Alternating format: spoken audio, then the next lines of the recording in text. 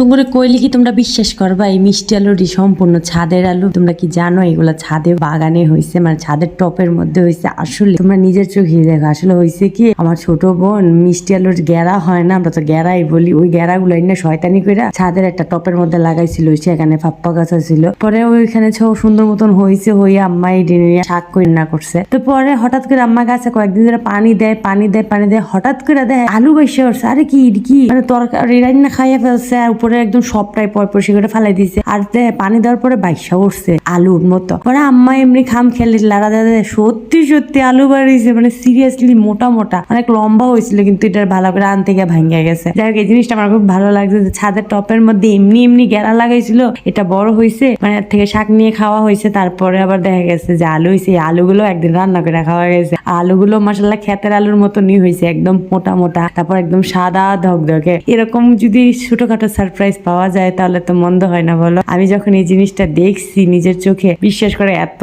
Excited লাগছে যা বলে বোঝানো যাবে না। মানে টপের মধ্যে মিষ্টি আলু হয়, হয়তো অনেকেরই হয়, কিন্তু আমি জানতাম না। এটা আমার ফার্স্ট এক্সপিরিয়েন্স, কারণ আমিও ছাদে, আমার শ্বশুরবাড়ির ছাদেও লাগাইছি। ইনশাল্লাহ আমিও দেখবো যে হয় কিনা। মা বললো যে মাটির কারণে হতে পারে, অনেক মাটি শক্ত হয় যার কারণে হয় না, আবার অনেক মাটি নরম হলে হয়। তো দেখা যাক, আমার মাটির উপরে ডিপেন্ড করবে হয় কিনা হয়। তবে আমার মার টপে হয়েছে আলহামদুলিল্লাহ।